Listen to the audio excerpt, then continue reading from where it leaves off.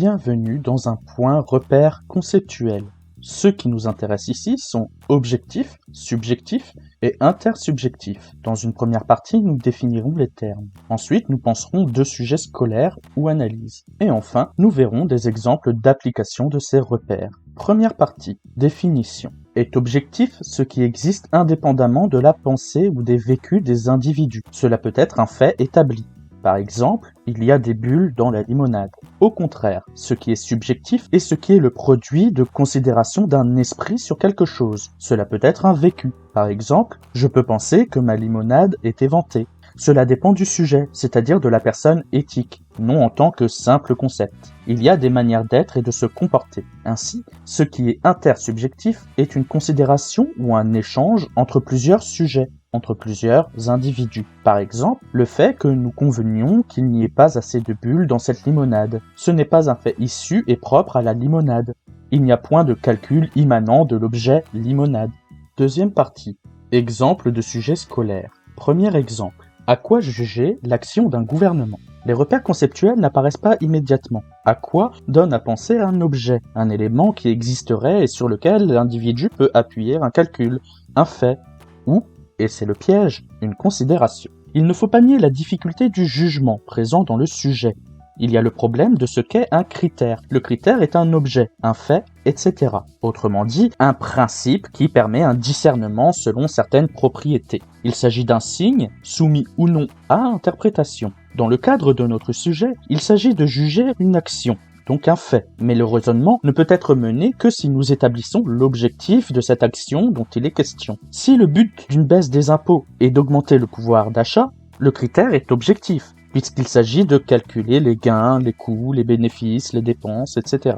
Ainsi, nous avons une conception matérialiste de la politique, qui va nier les individus qui sont pourtant au cœur d'un État qui doit, par définition, gérer des groupes sociaux. Si le but de l'action du gouvernement est de permettre aux hommes de se développer technologiquement ou éthiquement, et ainsi participer au bien-être général de l'humanité, cela demande d'autres analyses. Il y a ici un champ à la fois épistémologique, qui va penser la science, les objets, le calcul, mais à la fois politique et éthique. Il y a ici l'imbrication morale, donc concernant un jugement de valeur. Il s'agit d'un élément dépendant de divers modes de pensée. C'est relativement subjectif. Il ne faut pas nier également la définition du gouvernement et établir si c'est arbitraire, dépendant d'une considération particulière, ou si c'est issu d'un débat de représentants. Donc si notre critère, plus ou moins subjectif, est pensé par une organisation ayant un mode intersubjectif. Est-il possible d'établir objectivement un élément qui permettrait de penser l'action des dirigeants, eux-mêmes soumis à leur subjectivité et à l'attente de résultats dont nous pouvons présumer qu'ils doivent aboutir à des faits concrets,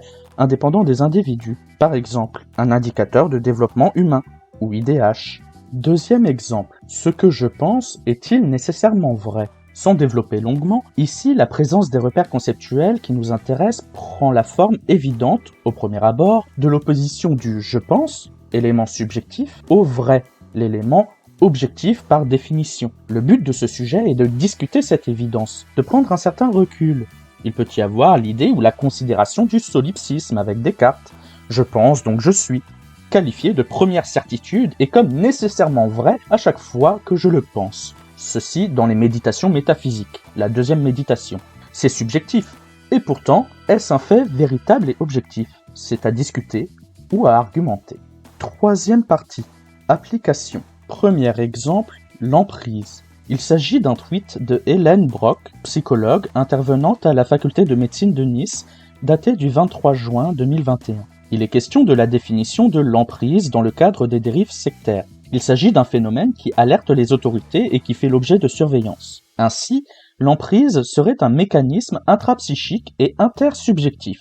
Il y a donc chez certains individus un processus de soumission causé par une faiblesse psychologique. C'est-à-dire qu'une personne peut ne pas développer de méfiance ou de barrières suffisamment solides pour lutter contre certains désirs, des envies, des propos ou idéologies. Le processus est nécessairement intersubjectif, puisque cela concerne un individu qui va être confronté à la vision d'un ou plusieurs autres individus. Dans le cadre des dérives sectaires, la personne manipulatrice va vanter des soins, des attentions ou des savoirs qui peuvent séduire une personne en souffrance ou isolée. Il y a une relation qui s'établit entre divers sujets.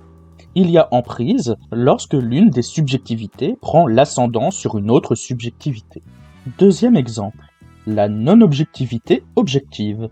Je vous présente un tweet daté du 12 septembre 2021. Ici, il s'agit d'un message de soutien du parti présidentiel La République En Marche qui réagit à une interview de l'ancien Premier ministre et soutien d'Emmanuel Macron, Édouard Philippe. Le tweet évoque la loyauté, le courage et l'objectivité d'Édouard Philippe. Ainsi, il y a la fidélité et la position de soutien qui sont visées.